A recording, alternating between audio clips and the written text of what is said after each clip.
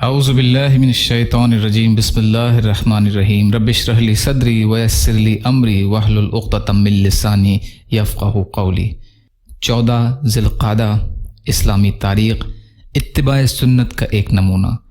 حضرت عمر بن عبدالعزیز رحمۃ اللہ علیہ کے زمانہ خلافت میں جب مسلمانوں نے سمرقند فتح کر لیا اور مسلمان وہاں بس گئے اور اپنے گھر بنا لیے اور ایک عرصہ گزر گیا تو سمرقند والوں کو معلوم ہوا کہ مسلمانوں نے اپنے نبی صلی اللہ علیہ وسلم کی سنت کے خلاف ہمارے ملک کو فتح کر لیا ہے، یعنی یہ کہ سب سے پہلے اسلام کی دعوت دیں، پھر جزیہ کی پیشکش کریں، اور اگر وہ بھی منظور نہ ہو تو پھر مقابلہ کریں۔ لہٰذا انہوں نے حضرت عمر بن عبدالعزیز رحمۃ اللہ علیہ کی خدمت میں چند لوگوں کو روانہ کیا اور انہیں یہ بتایا کہ آپ رحمۃ اللہ علیہ کی فوج نے اپنے نبی صلی اللہ علیہ وسلم کی اس سنت پر عمل کیے بغیر سمرقند کو فتح کر لیا ہے۔ حضرت عمر بن عبدالعزیز رحمۃ اللہ علیہ نے سمرقند کے قاضی کو حکم دیا کہ عدالت قائم کرو، پھر اگر یہ بات صحیح ثابت ہو جائے تو مسلمان فوجوں کو حکم دیں کہ سمرقند چھوڑ کر باہر کھڑی ہو جائیں، پھر اس سنت پر عمل کریں۔ چنانچہ قاضی نے ایسا ہی کیا، یہ بات صحیح ثابت ہوئی تو مسلمانوں نے سمرقند خالی کر دیا اور شہر سے باہر جا کر کھڑے ہو گئے۔ جب وہاں کے بت پرستوں نے مسلمانوں کا یہ عدل اور انصاف دیکھا جس کی مثال دنیا کی تاریخ میں نہیں ملتی، تو انہوں نے کہا اب لڑائی کی ضرورت نہیں، ہم سب مسلمان ہوتے ہیں۔ چنانچہ سارا کا سارا سمرقند مسلمان ہو گیا۔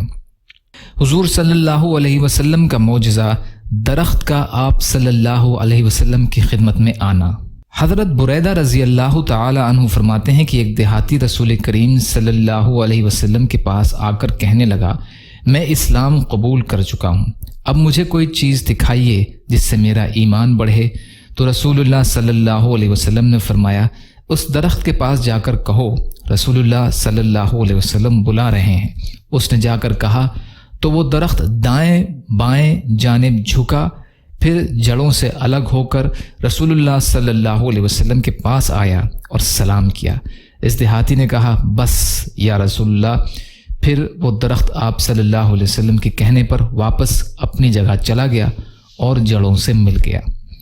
دلائل النبوہ لی ابی نعیم کی حدیث ہے۔ ایک فرض کے بارے میں تکبیر تحریمہ، رسول اللہ صلی اللہ علیہ وسلم نے فرمایا، نماز کی کنجی وضو ہے، اس کا تحریمہ تکبیر ہے اور نماز کو ختم کرنے والا تسلیم ہے۔ ترمذی کی روایت ہے، علی رضی اللہ عنہ راوی ہیں۔ فائدہ، نماز شروع کرتے وقت جو تکبیریں کہی جاتی ہیں اس کو تکبیر تحریمہ کہتے ہیں۔ نماز کے شروع میں تکبیر تحریمہ کہنا فرض ہے۔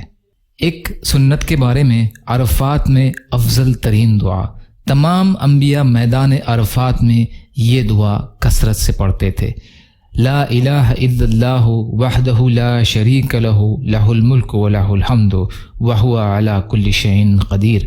یہ ترمذی کی روایت ہے، عبداللہ بن عمرو رضی اللہ عنہ راوی ہیں۔ ایک اہم عمل کی فضیلت، سلام میں پہل کرنے والا۔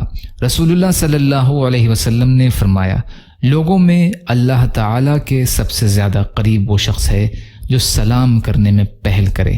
ابو داؤد کی روایت ہے، ابو امامہ رضی اللہ عنہ راوی ہیں۔ ایک گناہ کے بارے میں گمراہی اختیار کرنا، قرآن میں اللہ تعالیٰ فرماتا ہے، جو لوگ اللہ تعالیٰ کے راستے سے بھٹکتے ہیں ان کے لیے سخت عذاب ہے، اس لیے کہ وہ حساب کے دن کو بھولے ہوئے ہیں۔ سورہ سعد کی آیت کا ترجمہ ہے۔ آخرت کے بارے میں ایمان کی برکت سے جہنم سے چھٹکارا، رسول اللہ صلی اللہ علیہ وسلم نے فرمایا، جب جنتی جنت میں چلے جائیں گے اور جہنمی جہنم میں چلے جائیں گے تو اللہ تعالیٰ فرمائے گا، جس کے دل میں رائی کے دانے کے برابر بھی ایمان ہو اسے بھی جہنم سے نکال لو۔ چنانچہ ان لوگوں کو بھی نکال لیا جائے گا جن کی یہ حالت ہوگی کہ وہ جل کر کالے سیاہ ہو گئے ہوں گے، اس کے بعد ان کو نہر حیات میں ڈالا جائے گا، تو اس طرح نکل آئیں گے جیسے دانہ سیلاب کے کوڑے میں کھاد اور پانی ملنے کی وجہ سے اگ جاتا ہے۔ بخاری کی روایت ہے، ابو سعید خدری رضی اللہ تعالی عنہ راوی ہیں۔ طب نبوی سے علاج، بیماروں کو زبردستی نہ کھلانا، رسول اللہ صلی اللہ علیہ وسلم نے فرمایا، اپنے بیماروں کو زبردستی کھلانے پلانے کی کوشش نہ کرو، کیونکہ اللہ تعالیٰ انہیں کھلاتا پلاتا ہے۔ ترمذی کی روایت ہے، عقبہ بن عامر رضی اللہ عنہ راوی ہیں۔ نبی صلی اللہ علیہ وسلم کی نصیحت، ایک شخص نے رسول اللہ صلی اللہ علیہ وسلم سے کچھ نصیحت کرنے کی درخواست کی۔ رسول اللہ صلی اللہ علیہ وسلم نے فرمایا غصہ نہ کیا کرو۔ اس نے اپنی وہی درخواست کئی بار دہرائی، آپ صلی اللہ علیہ وسلم نے ہر بار یہی فرمایا کہ غصہ نہ کیا کرو۔ بخاری کی روایت ہے، ابو ہریرہ رضی اللہ تعالی عنہ راوی ہیں۔ یا اللہ ہم سب کو کہنے سننے سے زیادہ عمل کی توفیق عطا فرما۔ یا اللہ جو مظلوم ہیں، پریشان حال ہیں، بیمار ہیں، قرض میں ہیں، بے روزگار ہیں، محتاج ہیں، ان کی مدد فرما۔ یا اللہ اپنے حلال میں سے دیجیے، اپنے حرام سے بچائیے، اپنے غیر سے بے نیاز کر دیجیے، خاتمہ بخیر کرا دیجیے، صبر و شکر اور اچھی طرح عبادت کرنے والا بنائیے۔ جو مانگا وہ بھی عطا کر دیجیے، جو بھول گئے ہیں اپنے فضل کرم سے اپنی شان عطا فرما دیجیے برحمتک یا ارحم الراحمین۔ لا الہ الا اللہ محمد رسول اللہ۔ السلام علیکم۔